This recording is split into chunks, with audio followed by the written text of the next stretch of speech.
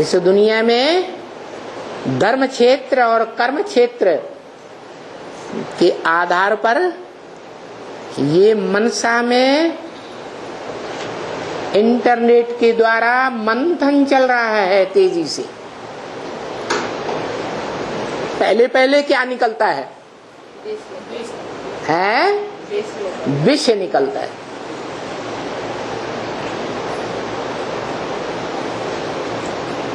ये जो मोबाइल है, ये जो इंटरनेट है, जो नई उम्र की कलियां हैं, नए उम्र के नौजवान लड़के हैं, इनसे बिगड़ते जा रहे हैं। इन यंत्रों का उनके ऊपर गलत प्रभाव पड़ रहा है। व्यभिचार की ओर जा रहे हैं या अव्यभिचारी बन रहे हैं? व्यभिचार की ओर जा रहा है नौजवान। और जिस दुनिया का नौजवान व्यभिचार की ओर जा रहा हो, वैश्यालय की ओर जा रहा हो, तो दुनिया में वर्ण संकरता बढ़ेगी या घटेगी? बढ़ती चली जाएगी। ऐसी ऐसी वर्ण संकरता जब बढ़ जाती है और सारा वातावरण विषैला बन जाता है। अभी देहभान बहुत बढ़ गया है, इसलिए बताया अपने को कंट्रोल करना है।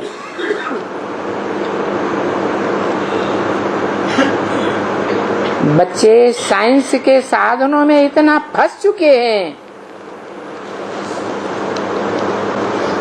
कि हरेक के हाथ में, हरेक के कान में क्या लगा रहता है?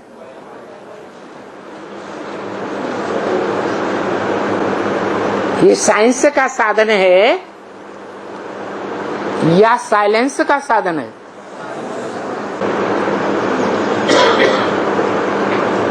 मोबाइल के द्वारा देखें अपने जीवन में कि हम ईश्वरीय सेवा में ज्यादा लगे रहते हैं या अपनी मस्ती की जिंदगी में ज्यादा लगे रहते हैं।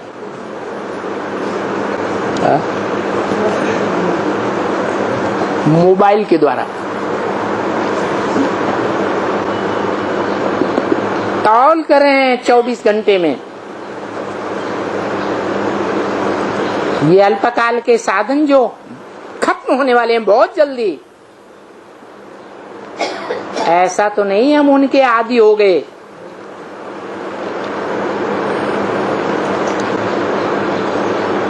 मान लो क्लास में कोई की शिकायतें बार बार आ रही है कि ये सीरियल देखते हैं, सिनेमा देखते हैं, गंदे गंदे गाने सुनते हैं, ब्लू फिल्म देखते हैं और उनके मोबाइल छीन लिए जाए। 80 साल तक अभी पढ़ाई हुई, बाप ने सौम्य रूप धारण किया या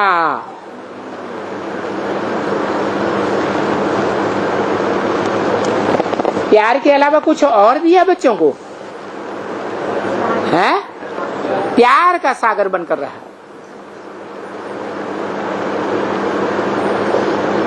अभी तो बहुत थोड़ा टाइम बचा है बच्चों के लिए। ऐसे नहीं समझे 20 साल पड़े हैं। 20 साल तो हैं ही नहीं बच्चों के लिए।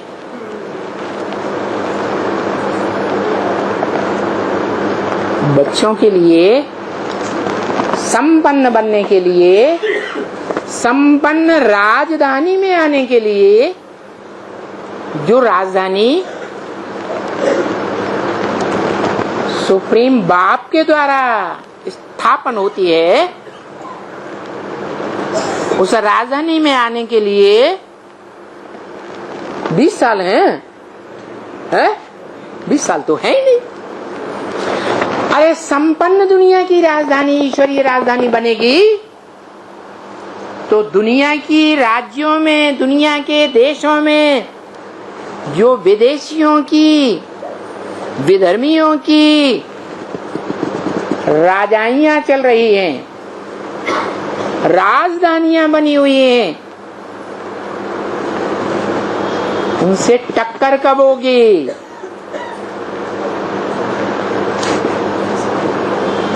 बिना लड़ाई के राजाई मिलती है क्या? मिलती है? हिस्ट्री क्या कहती है?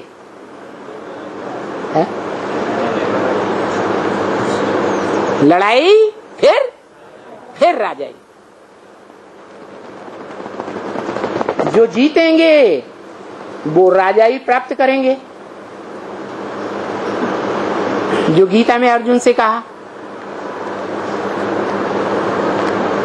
जीतेगा तो विश्व का राज्य भाग लेगा। अगर लड़ते लड़ते शरीर भी छूट गया तो कम से कम स्वर्ग की राजधानी में आ तो जाएगा। स्वर्ग में आएगा कि नहीं आएगा? आ जाएगा।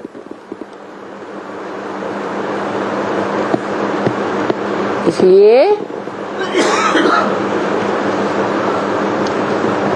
अब ये साइंस के साधनों में फंसने का समय नहीं रहा।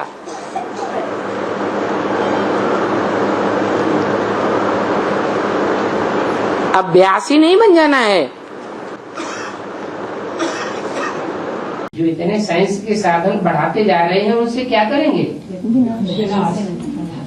उनसे साधना को बढ़ाएंगे। साधना उनकी बढ़ेगी या साधना में जीरो हो जाएंगे? साइंस के साधनों को यूज करते करते उनकी आदत पड़ती जाती है। वो साधना में जीरो होते जाते हैं और तुम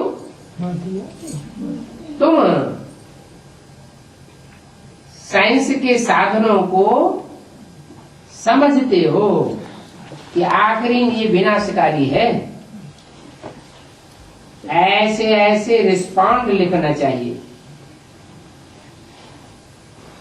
कि साइंस से वास्तव में विनाश हो रहा है या नई दुनिया बन रही है।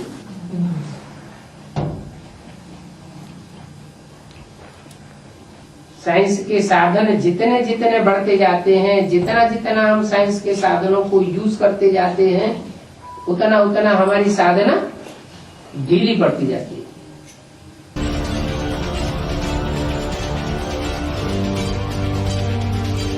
ये एक नशा है, नेट का नशा। त्योहारों पर उपवास बड़ी आसानी से रख लेते हैं, वो भी डिजिटल उपवास नहीं कर पाते। खाने पीने का उपवास तो कर लिया, लेकिन उसके बाद दिन भर फोन पे ही लगे रहते हैं। यानी ज्यादातर लोग कुछ घंटों के लिए भी अपने मोबाइल फोन या डिजिटल गैजेट से दूर नहीं रह पाते। खाना छोड़ देंगे लेकिन फोन नहीं छोड़ेंगे। कभी आपने सोचा है कि उपवास के दौरान अपनी जीभ पर काबू रखना तो आसान है, लेकिन आज के जमाने में स्मार्टफोन पर चलने वाली इन उंगलियों पर काबू रखना बहुत मुश्किल है। इसके पीछे क्या है? इसके पीछे है डोपामीन।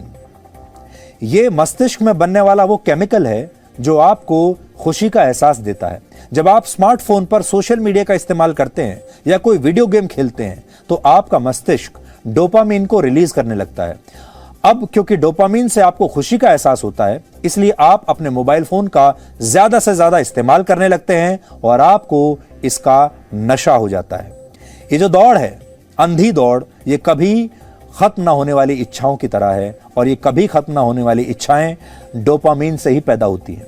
लेकिन जब आप ये सब कर लेते हैं तो भी अंदर का खालीपन आपका भरता नहीं है और आप फिर से ऐसा ही करने लगते हैं। फिर खुशी न ढूंढ पाने की ये निराशा तनाव, डिप्रेशन और एंजाइटी में बदल जाती है। थोड़ी थोड़ी देर में मोबाइल फोन यूं ही उठाकर देखने लगते हैं, स्क्रॉल करने लगते हैं, फिर चाहे कोई मैसेज हो या ना हो। मोबाइल कितना देखें जिससे आंखों को नुकसान ना हो, इसका कोई भी फॉर्मूला नहीं है।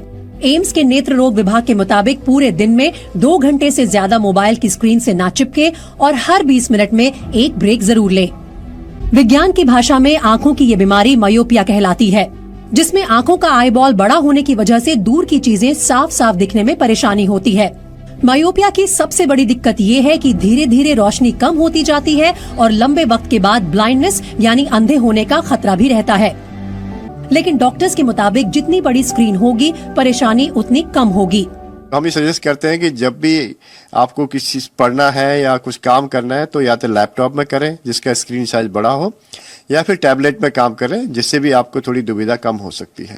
आपकी आंखों की सेहत के लिए है रूल 20-20-20। अगर आपने 20 मिनट तक किसी भी स्क्रीन पर आंखें गड़ा कर रखी हैं, तो अब 20 सेकंड का ब्रेक लीजिए, 20 सेकंड तक पलकें झपकाइए और फिर 20 फीट दूर देखिए और वहां फोकस कीजिए। इससे आपकी आंखों की रोशनी थोड़ी सी बेहतर हो पाएगी।